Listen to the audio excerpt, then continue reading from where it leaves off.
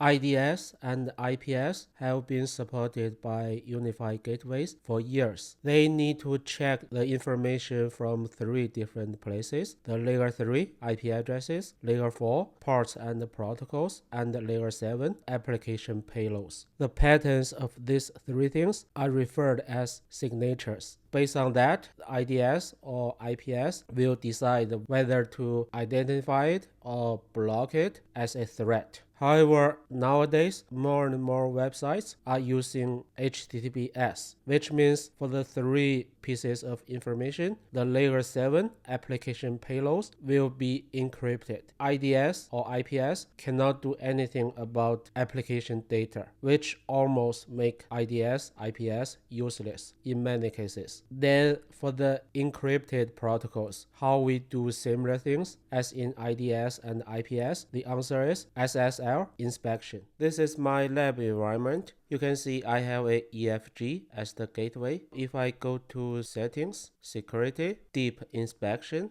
then you can see the next AI inspection setting. For this video, let me use the simple setting. I'm going to only target the VLAN 88. I will inspect all the domains. I have a test action created, for example, in Google. If you query how to bypass SSL inspection, it will trigger this detection. It will treat that query as a threat. Then I say I will track it and block it. Then for blocked websites, I simply selected everything. So before I click the apply changes button, at this moment I do not have the SSL inspection enabled yet. In the lower left for this Apple machine, if I refresh google.com from the browser, okay, click on the lock button, then show certificate. Here you can see the certificate is highlighted here. It's for google.com and it's issued by WE2. But you can see here it shows a hierarchy. If you go to one level up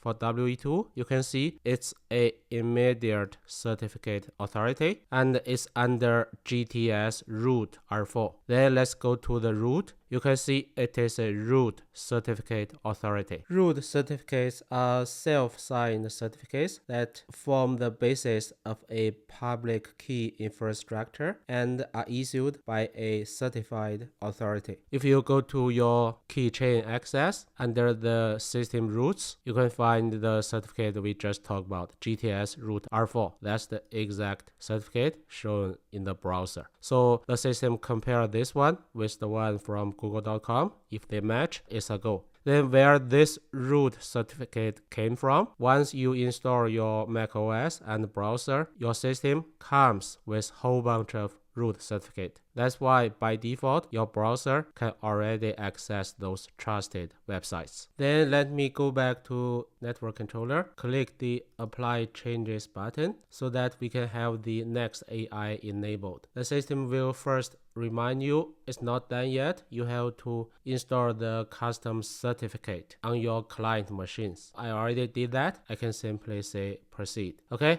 it's enabled. Then if I go back to macOS, relaunch browser and visit google.com again. Now let me click the lock button, go to certificate. Now you see the immediate difference. This certificate is for google.com, but it's issued by UniFi SSL certificate authority. And then you can see the very simple tree structure, right? Only 2 levels. If you go to the root level, you can see this root certificate. It's by Ubiquiti. So during the visiting of google.com, I was not asked about any questions regarding certificate. Why is that? Because I already enabled this UniFi root certificate in my operating system. If I go to the keychain again, go to system, under certificate, you can see this certificate is from UniFi, and under the trust, I already selected always trust. That's why the system doesn't ask me question, because I already tell the system always trust the root certificate from Ubiquiti. Okay, that's how it works from your client perspective. You have to trust a root certificate issued by Ubiquiti to enable the whole process. Otherwise, your browser will refuse to visit the website. because the certificate doesn't match. Okay, having explained that process, let's talk about in general how the SSL inspection works. For this Mac computer, to visit google.com, it will send the HTTPS request to google.com. The packet has to go through the EFG gateway. Of course, when it sends the packet to EFG, it's encrypted because the protocol is HTTPS, right? But the certificate presented by EFG to the Mac machine is not the one from google.com. It's its own self-signed certificate because the Mac machine has to trust the root certificate from Ubiquiti beforehand. This session is established without problem, right?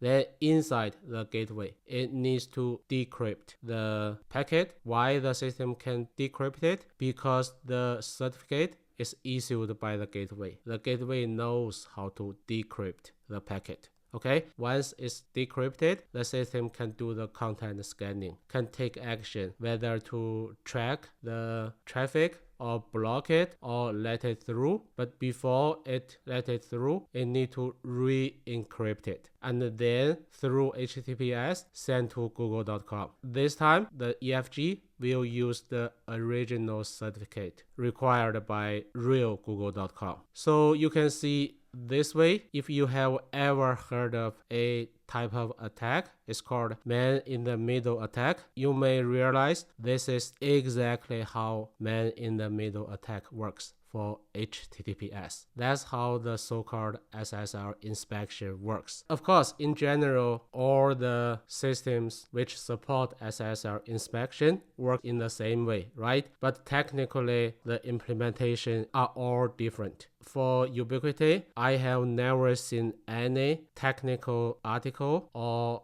help document explaining how EFG works on the SSL inspection. So I decide to dig into the backend, try to understand what's happening under the hood. One more thing we need to talk about before we go to the backend. Extra loads that will be added to EFG if you enable SSL inspection. So according to Ubiquiti's specifications, EFG support 10,000 concurrent SSL inspections. And in the lower right, I already SSH'd to the EFG. So let me show how many CPU cores we have. iOS CPU.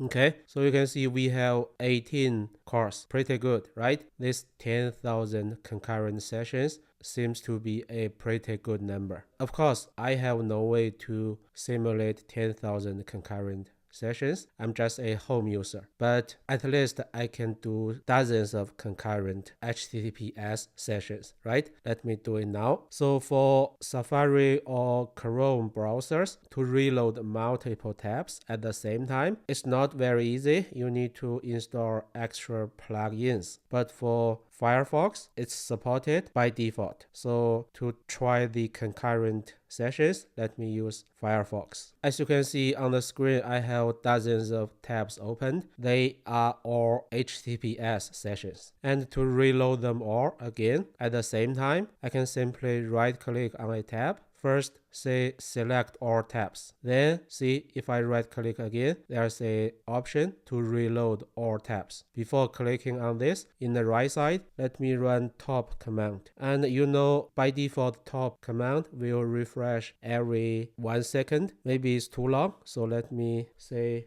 0.1 second. Okay.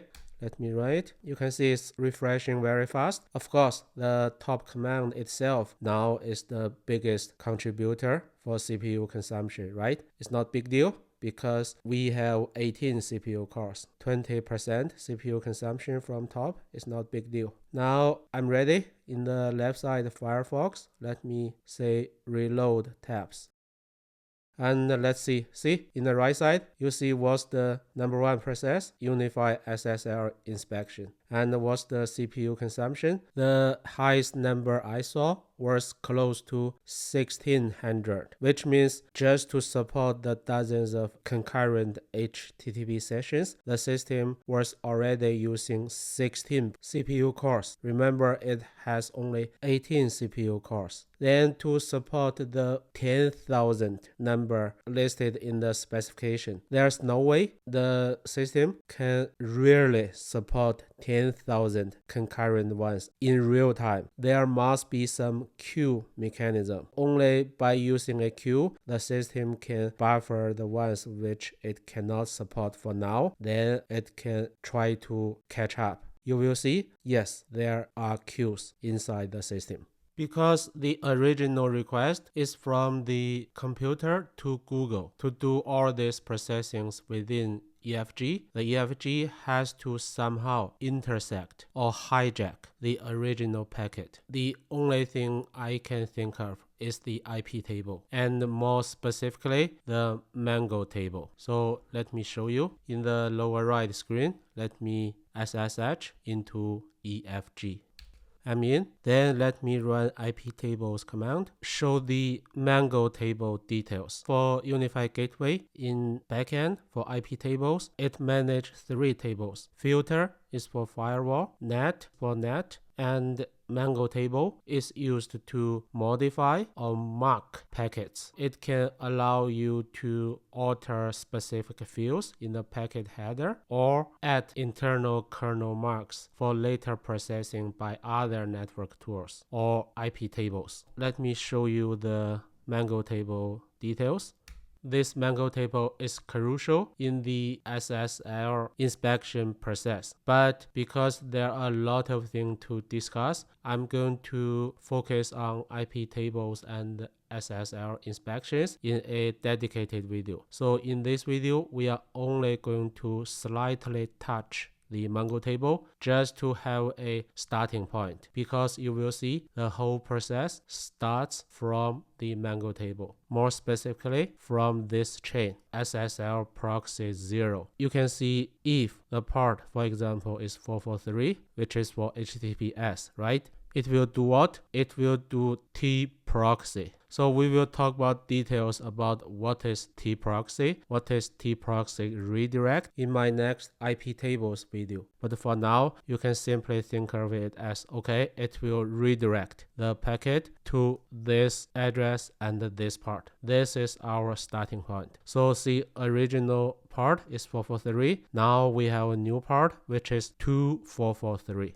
Okay, as I mentioned, I won't talk about the details for Mango table in this particular video, so we are good about IP tables for this video. We already have a new information, which is part 2443. Let's talk about this diagram. The access is initiated by the client machine, right? For example, for HTTPS, it sends a request to port 443. Then we just found inside the EFG's IP tables for Mango table, it's redirected to port 2443 for this IP address. Then in the lower part, SSH session, let me run netstat command. What I'm saying is list all the processes which are listening or using the port 2443, right?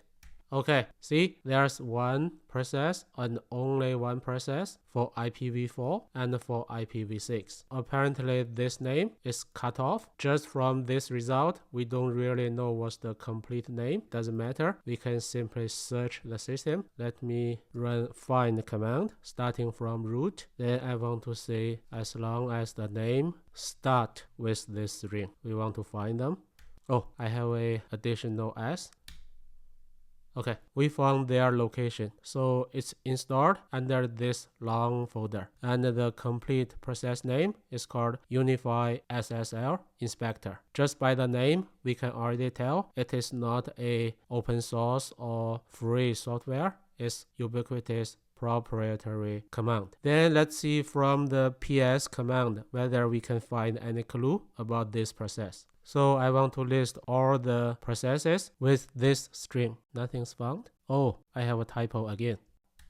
Okay, so this one will help us to find out the configuration file location. See, this is the command and this is the configuration file. Let me display this configuration file.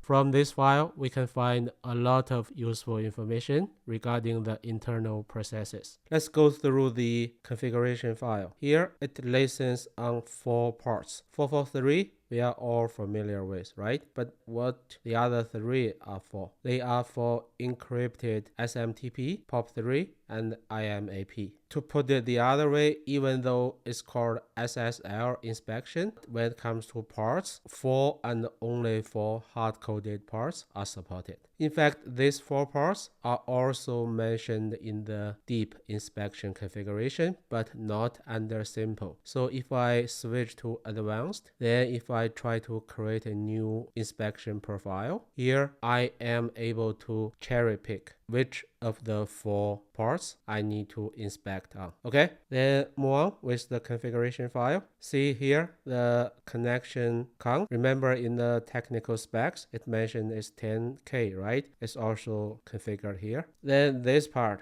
is important. Remember I mentioned just based on my dozens of very primitive concurrent HTTPS testings, just to support those concurrent ones, it already exhausted almost all the 18 parts. So then how the system can even support 10K concurrent connections? I believe the message broker is the answer. So you can see it is using RabbitMQ as the message broker. RabbitMQ is free, open source. It claims to be one broker to kill them all. And then here it specifies the hard-coded username, password, and whether RabbitMQ use TLS or not, and then what's the part. A lot of things are going on, but let's first talk about what's RabbitMQ. So you may heard of the concept of message queue. It just works like a regular mail system. So it's not synchronized, it's asynchronized.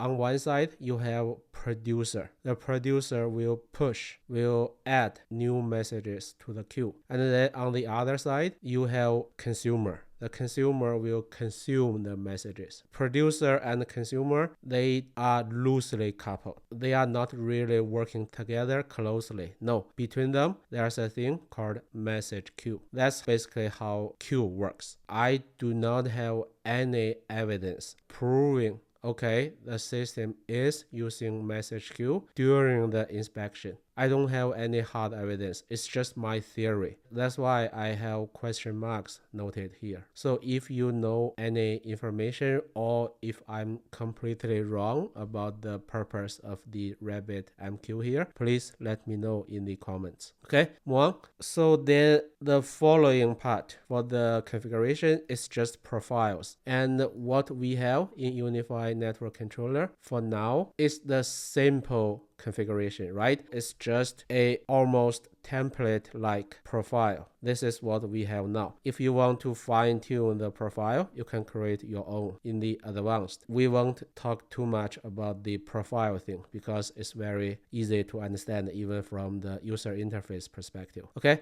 now I want to go back to the message queue. The reason is for a queue to work, you must have at least 2 parties, right? A producer and a consumer. Okay, from the IP tables, we found a UniFi SSL inspector, which is listening on 2443 ports, right? But then what's the other party? It seems we are missing a link in the whole producer-consumer scenario. So let me exit VI, then try to find whether we have something else running on the other side. Remember when we search 2443, we found the UniFi SSL inspector, right? Now let me search the processes in another way, which is I still use netstat. But instead of searching the part, let me simply search the process name, which is UniFi SSL, then something. Let me search it. See, we have IPv4 and IPv6. Let's just talk about the IPv4 processes. There are 3 different categories. So the first category, see this part, we already know what they are. They are listed in the diagram in this part. They are listening on these two something parts because the IP tables will redirect the traffic to this process, right? But then let's see the other set. Interestingly, the port number is slightly different. They all start with 19, but then followed by the original part, right? It seems the system is using the same process, the same command, UniFi SSL inspector, but by listening on different port. That's why I draw the other side here. They are listening on these 4 parts. And then the third category is this particular one. See what it's doing? It is for the UniFi SSL inspector, but connect to this part. If you remember when we checked the RabbitMQ configuration, this part is for RabbitHQ, which means this exact same UniFi SSL inspector is also communicating with the RabbitMQ. Let me go back to IP table to see whether we have any rules which are related to 19443. Run the same IP tables command again to show the mango table. Let me do it again, then search 19443. Yes, we do have some rules which are related to the new findings, the new parts. But as I mentioned, we won't discuss the details about IP tables in this particular video. So for now, in my understanding, this part is sitting here. So somehow the UniFi SSL inspector is adding message to the queue and then pulling data out of the queue to be consumed. Then let's try to see whether we can find any details for the RabbitMQ. Let me run the RabbitMQ control command to list the existing queues.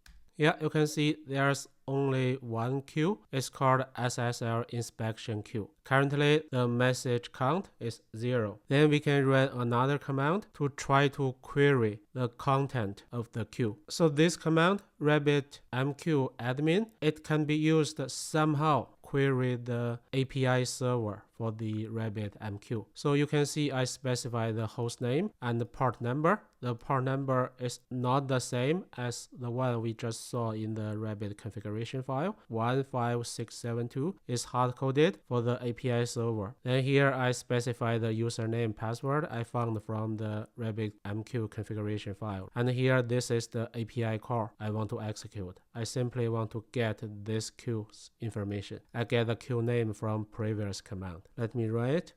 Okay, it says no items because the count is 0, right? But if from the left side, the Mac machine, if I try to reload all the dozens of tabs, there should be some traffic going on, right? Run it, reload tabs, then rerun the command, still no items. If I run the command in slightly different way, I want to list the queues, but with these columns. Previous command shows no items. Maybe it just means the message is not ready, but maybe the message is in the unacknowledged status, right? So let me run this new command.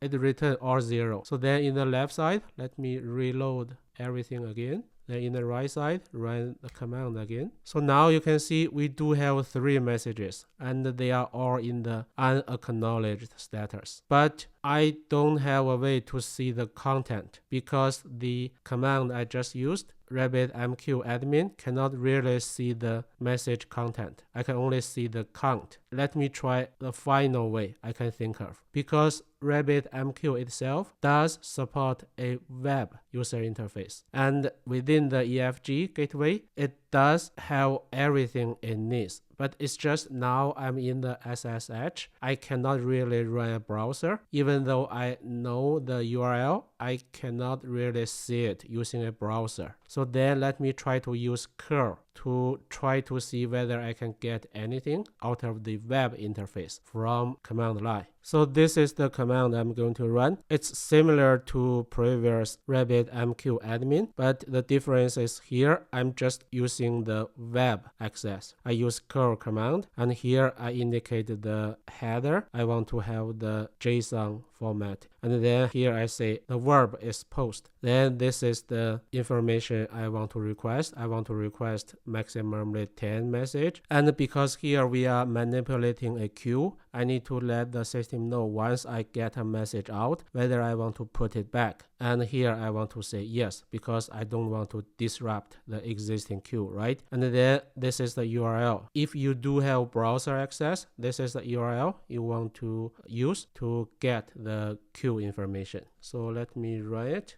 It's completely successful, but see, this is the result, completely blank. Even though I just said this was my last try, I really don't want to give up. Let me really try the very last time. So let me exit the SSH. Here I want to clarify it. The URL I use is a weird local Linux machine's port number. In fact, I am using a SSH tunnel to try to visit the gateway. But then later I realized it's not really necessary. You can directly access the RabbitMQ's web UI from your local machine by using the port number 15672. I see the web interface for the RabbitMQ. I already know the password, UI, login. Okay, I'm in. So this is the RabbitMQ's web management UI. You can see the overview information, the queue information, right? Then in the left side, let me reload all the tabs again. Let's see what's the real-time changes in the right side. See, message are being published, then consumed. Then you can see the real-time message counts, right? And then in the connections, you can see currently there are 2 connections to the queue. And then for queues, if I click on the SSL inspection queue, I am able to get messages. But here I'm in the exact same situation as previously running the command in the SSH. I'm not able to get the message content. So again, I'm back to the original situation, which is yes, the message MQ is here and it's somehow related to UniFi SSL inspector, but because I cannot really see what's going on inside the MQ, I'm not 100% confident the RabbitMQ is used by the producer and consumer in the SSL inspection process. So if you have more information about how these 2 things interact, please let me know in the comments. Okay, this is the end of the video. Thanks for watching.